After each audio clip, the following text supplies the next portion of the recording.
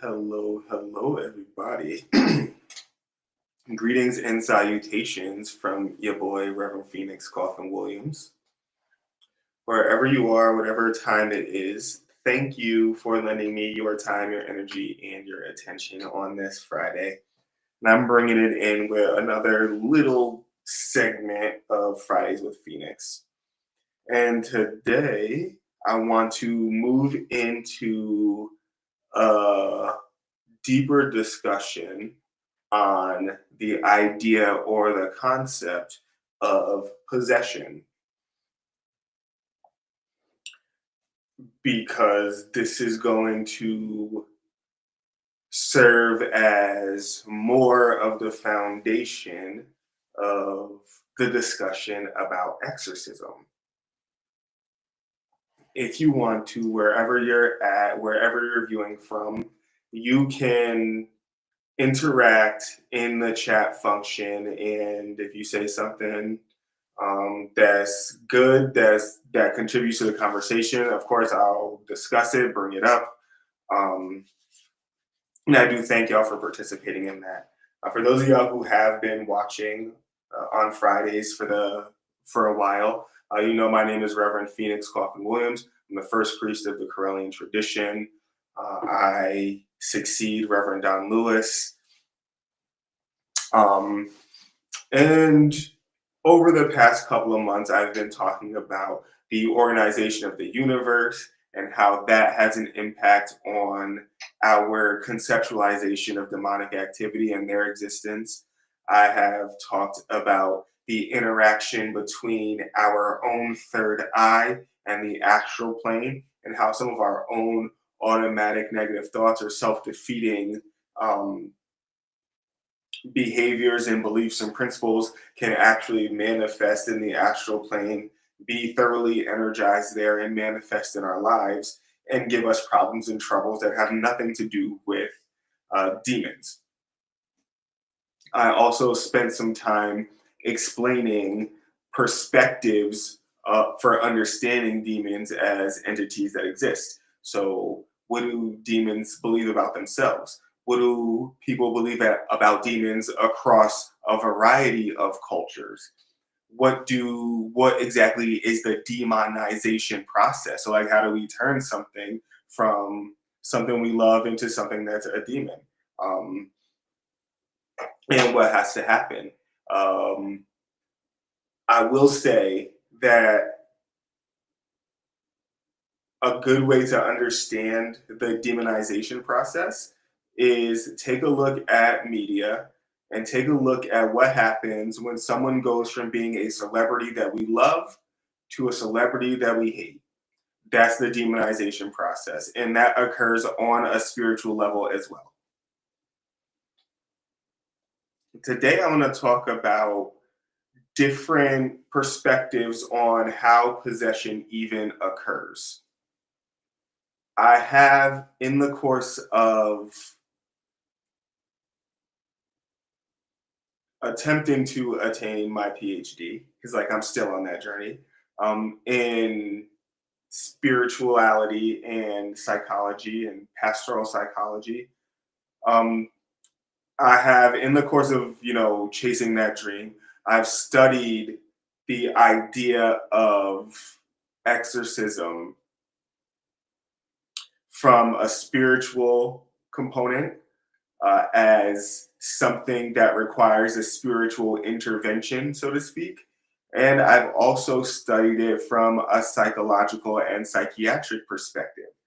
For a lot of you who don't know, in addition to being a high priest, I am also a mental health counselor. I have a license to provide mental health care.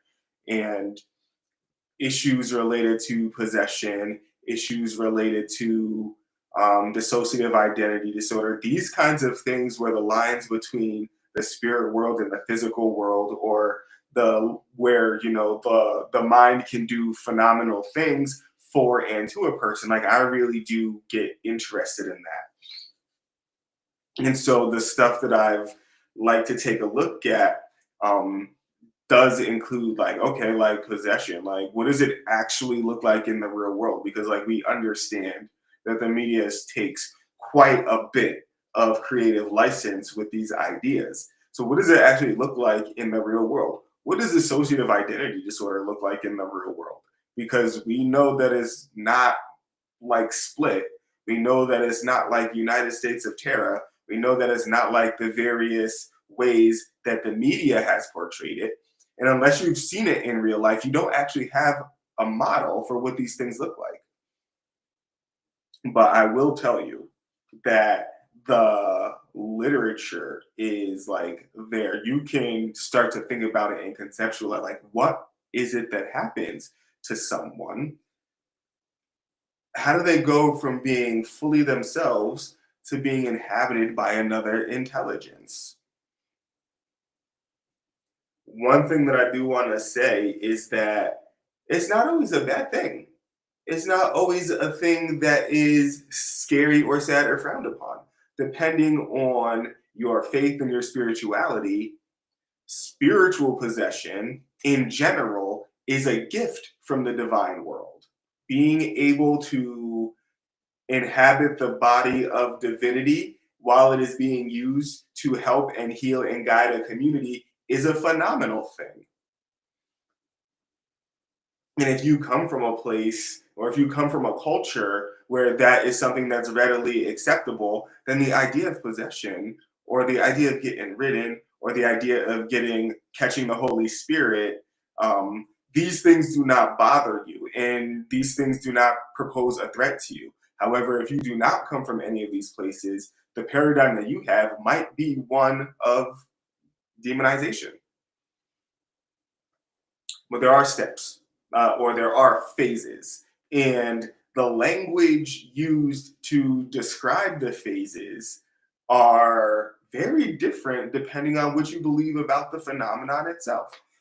If you are someone, or if you come from a place where possession is to be feared, or possession is a type of illness, or it's a type of corruption, then you might say that the steps of possession are infestation, oppression, obsession, possession, and subjugation.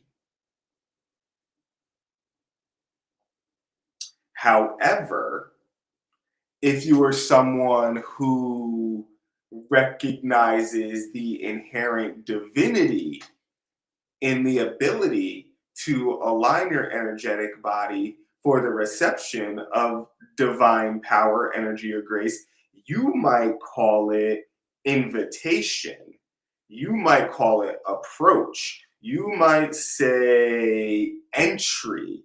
You might say manifestation or expression of the divinity. And then you might say departure and release. And then you might say integration or consecration as a way of pulling that whole experience together. You got to understand as you move forward from this step, if you are watching this and if you have been following along, do you believe in infestation or do you believe in invitation?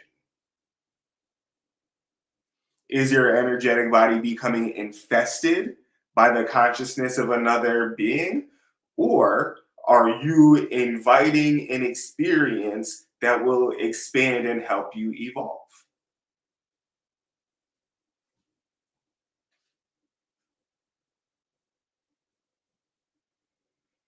I do hope you find this helpful.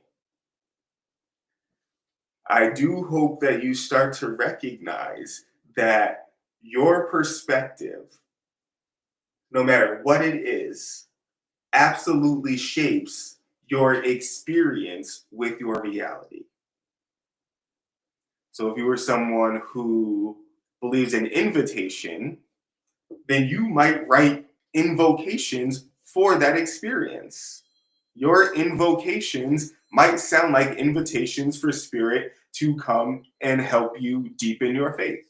Spiritual experiences do work to help us deepen our faith and understand the exact reality of the spirit world and the exact reality that the separation that we perceive is not actually a thing. If you are an infestation kind of person, well, you might be the kind of person who fights to keep the spirit world and the physical world separate. And if that is your desire, then possession will absolutely scare you bonkers.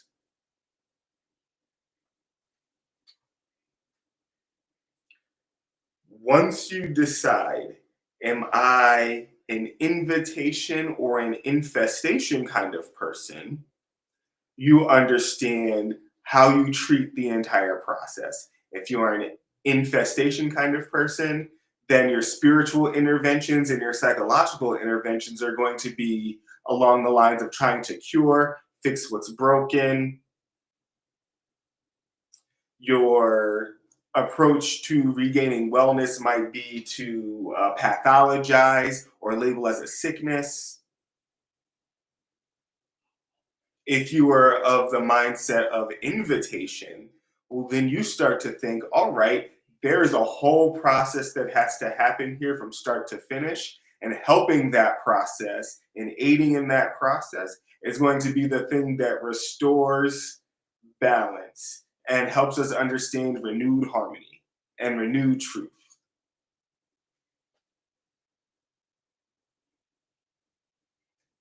Your perspective of whether or not you are going to help the process or intervene in the process will also determine what you do with the people who are presenting to you with these issues.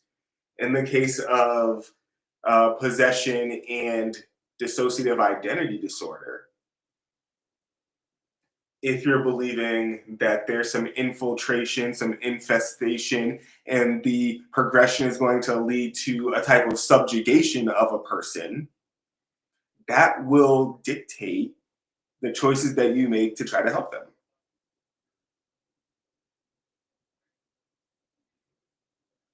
Medication, prayer, isolation, these are examples of things that priests and therapists do to try to treat these issues.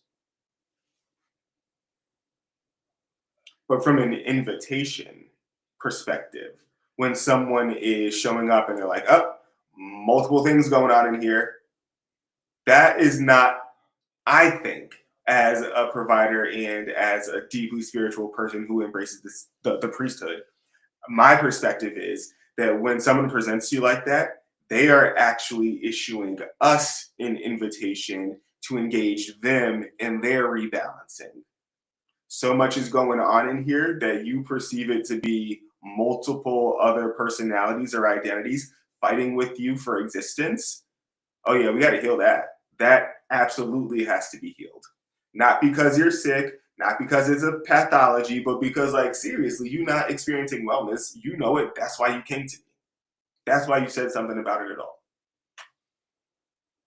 And in the case of exorcism, oh, there is a foreign entity controlling your body, and you are not sure what its intentions are, and you are not sure why it's here.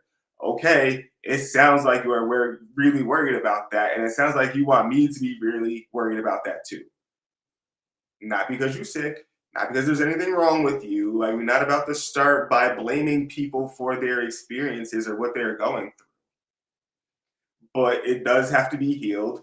You know it, and you've come to me, and I know it. And that colors the interaction. Okay, how are we going to restore balance?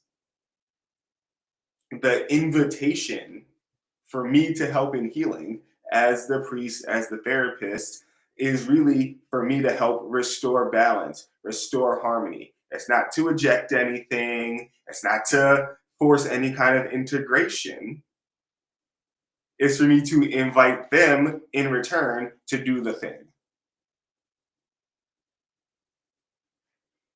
In some of the theologies and in some of the psychological literature, there's the underlying assumption that someone who is suffering from dissociative identity disorder or someone who is possessed, they don't have the will to restore the balance on their own.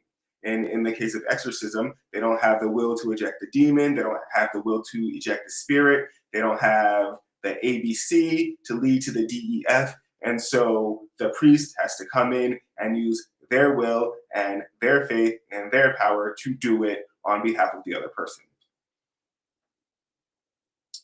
As a witch, I do not at all agree with that perspective. As a holistic healer, I absolutely do not agree with that perspective. For us as helpers, we need to help people cultivate their will to be okay. Because no matter how powerful we are, we cannot want people to be better than what they want for themselves. And that is a dynamic difference between how a witch would approach exorcism and how someone who might be Catholic would approach exorcism. Witches are not coming to do violence on your body or any spirit that might be there. We're not about to compel, we're not about to engage in any kind of battle. We are going to empower you to increase your will to be at a place of restored balance. That final stage for us, that integration, that's when we, as your helper or your provider, your witch, your high priest, what have you, that's when we help you integrate the entire spiritual experience into your worldview so that you don't stay nuts over what you went through. Hello, hello, Black Crystal. How you doing? The stages from invitation to expression to the release and the integration, those are the things that are missing from the other theologies. Those are the things that make it so the medicine is kind of incomplete. It's more than just infestation down to subjugation. First of all, that is a paradigm of fear. And when you use a paradigm of fear, you get fear reactions, fear responses. That's your self fulfilling prophecy. That's really the end of it. Other side, there's a whole bunch more that goes into making the experience one of healing, one of like even satisfaction. So allowing the person who is coming to you for help to be like, these are all the things that I'm going through as a result of this imbalance. They might absolutely believe or think that it is another entity. And for those of us who understand the spirit world, we're like, yep, that's you have this experience with an intelligence that you know is not yours. What's it going to do for you while you're here? Because it's not going to do anything to hurt you. Foreign intelligences do not come to hurt us. And a lot of work will have to be done to get people to a place where they recognize that the creator did not create anything to diminish us. All of it is meant to help us recognize how much like the creator we actually are. As soon as you can come to recognize this, the sooner you will not be threatened by any other entity. You will just recognize that any other entity that approaches you approaches with an attunement. The discomfort comes from our own perceptions. Someone comes to me, hey, I need an exorcism. All right, got you. What do I have to do to make you have this attunement as full and as complete? Because anything short of that is going to leave somebody bonkers.